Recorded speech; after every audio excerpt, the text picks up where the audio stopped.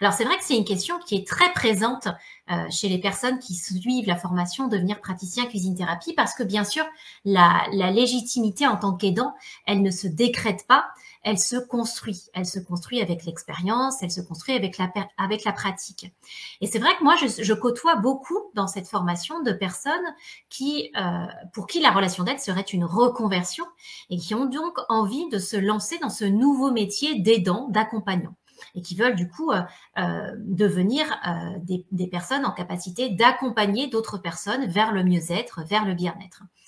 Et moi, ce que je dis souvent, c'est qu'il y a un fossé entre le fait d'aimer aider les autres, et ça, évidemment, c'est un préalable indispensable avant de devenir aidant. Il faut déjà avoir l'appétence, le goût d'être en situation d'aider son prochain. Donc ça, c'est clairement quelque chose qui est très important. Mais pour autant, aimer aider les autres ne suffit pas à faire de soi un aidant. Et il y a ce fossé qu'il faut combler et qu'il faut combler par le biais de la formation. Et j'insiste vraiment là-dessus, on le dit assez peu souvent, la relation d'aide, ça s'apprend. C'est pas quelque chose qui est inné, c'est vraiment une histoire de qualité humaine, c'est une histoire de posture, et c'est quelque chose qui s'apprend et qui se travaille, se développe, se consolide avec la pratique. Alors, bonjour à toutes ces personnes qui nous rejoignent. On parle du coup du métier d'aidant et comment se sentir légitime dans le métier d'accompagnant. Donc, pour toutes les personnes, encore une fois, qui suivent la formation devenir praticien cuisine-thérapie et pour toutes celles d'ailleurs qui ont à cœur de se lancer dans l'accompagnement, il y a un moment ou un autre où la question de est-ce que je suis légitime ? Est-ce que je me sens suffisamment confortable dans cette posture d'aidant? Comment faire pour me sentir plus à l'aise? Ce sont des questions qui reviennent très souvent. Et encore une fois, ça s'apprend. Je vous avais donné il y a quelque temps sur une même vidéo du lundi les éléments clés de la posture Apache, qui est vraiment quelque chose sur lequel on revient beaucoup dans la formation, qui sont les 6 critères clés d'un accompagnant juste, vu de ma fenêtre en tout cas. Et c'est vraiment quelque chose qu'on va assortir de qualité humaine et puis évidemment de beaucoup de pratique. Alors, on me pose souvent la question de est-ce qu'il faut avoir un parcours de vie ou une expérience de vie en lien avec les personnes qu'on va accompagner? Est-ce que ce qui fait la légitimité finalement, c'est d'avoir soi-même traversé des parcours de vie similaires? Moi, j'ai envie de répondre à cette question que non. On n'a pas besoin d'avoir vécu la même chose que les personnes qu'on va accompagner. On n'a pas besoin d'avoir vécu des violences sexuelles si on veut s'adresser à des personnes qui ont été victimes de violences sexuelles. Alors là, je parle pas de cuisine-thérapie nécessairement, hein, je parle plus globalement de relations d'aide. On n'a pas besoin d'avoir été dans des traumatismes pour pouvoir ensuite accompagner des traumatismes.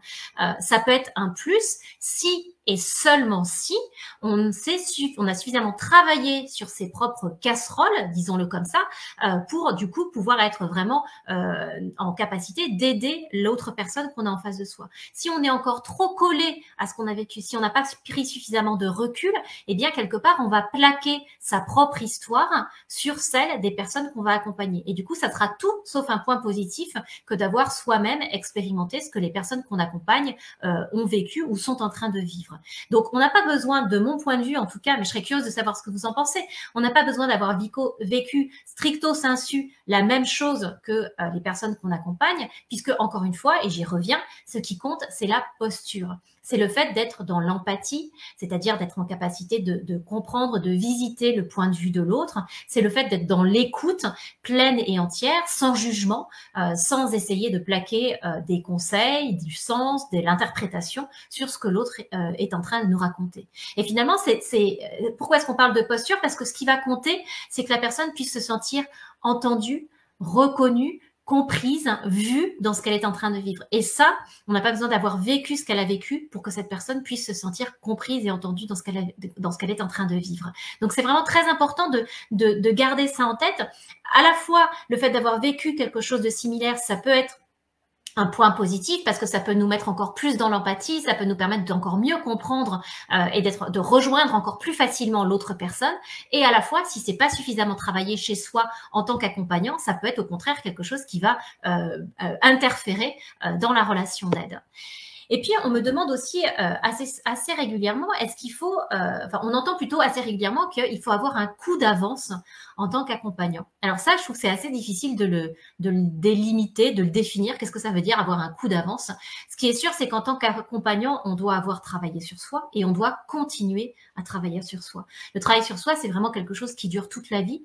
C'est pas quelque chose qu'on fait et puis qu'après on se dit ça y est, j'ai fait le tour, je suis maintenant en capacité. On travaille tout le temps sur soi et encore plus quand on accompagne les autres parce que il va y avoir un certain nombre de résonances entre ce que la personne va vous dire et votre propre histoire et votre propre ressenti du moment.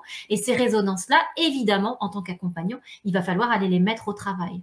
Soit déjà avec une auto-évaluation de sa pratique, donc ce qu'on appelle une auto-vision, pour essayer de comprendre après chacune des séances cuisine-thérapie ce qui s'est passé pour soi en tant qu'accompagnant, et puis aussi et surtout, et j'ai envie de dire, en le mettant au travail avec de la supervision, c'est-à-dire avec quelqu'un qui est capable de nous faire prendre du recul sur ce que ça a généré chez nous en tant qu'aidant d'être exposé à tel ou tel type de problématique chez l'aidé.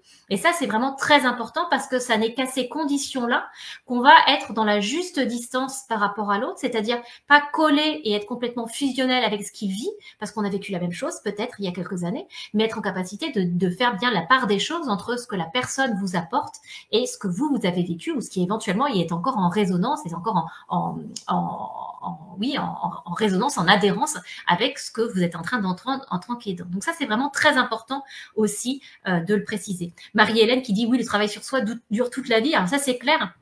Tu prêches une convaincue, Marie-Hélène. Alors, ça ne veut pas dire que toute sa vie, on est en train de travailler sur soi, mais qu'en tout cas, à des périodes un petit peu charnières dans sa vie, c'est vraiment important de pouvoir se faire accompagner, soit par des personnes qui nous suivent tout du long de notre vie d'ailleurs, soit par des praticiens qui nous accompagnent un temps sur une thérapie classique, une psychothérapie classique, un autre temps via les outils de l'énergétique, par exemple, un troisième temps via les outils de l'hypnose, mais qu'en tout cas, ce travail-là, ça soit vraiment un fil rouge, un conducteur sur toute notre vie et qu'au gré de ce que nous vivons nous-mêmes en tant qu'êtres humains, avant d'être des accompagnants, eh ben, on puisse aller travailler au fur et à mesure ce que la vie vient nous proposer d'aller travailler. Donc ça, c'est vraiment très important.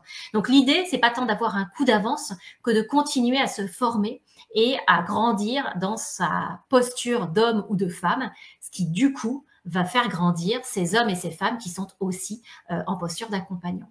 Donc évidemment, c'est des choses qui se pratiquent. Vous vous doutez bien qu'on ne se réveille pas un matin en se disant « ça y est, je me sens légitime ». Et d'ailleurs, tous les praticiens cuisine-thérapie peuvent en témoigner. C'est vraiment un processus longue durée. C'est un processus qu'on va travailler, bien sûr, dans la formation avec des exercices pratiques, avec des mises en situation, avec des travaux en binôme, avec des travaux de reformulation sur lesquels les marraines, comme moi-même, vont être très vigilantes pour s'assurer que on est vraiment dans une posture juste. Et puis, c'est quelque chose qui se travaille aussi de par ses expériences d'accompagnement au sens propre, c'est-à-dire qu'au départ, on va accompagner des personnes et puis progressivement vont se diriger vers nous des personnes qui ont des problématiques peut-être un petit peu plus complexes ou qui vont nous générer un petit peu plus de fil à retordre, entre guillemets, dans l'accompagnement parce que nous-mêmes, on aura grandi dans cette posture d'accompagnant. Donc, c'est vraiment quelque chose qui se fait de façon continue, de façon progressive et qui, à mon sens en tout cas, j'ai la conviction que ça se fait pas par hasard. Moi, quand je repense aux personnes que j'accompagnais au début et que je suis en capacité d'accompagner aujourd'hui, c'est pas les mêmes profils, c'est pas les mêmes problématiques, bien sûr, mais c'est aussi tout simplement parce que moi, j'ai grandi dans cette posture d'accompagnant et que je me sens aujourd'hui plus légitime qu'hier et sans doute moins encore que demain sur ces thématiques-là. Donc, c'est vraiment très important de l'avoir en tête.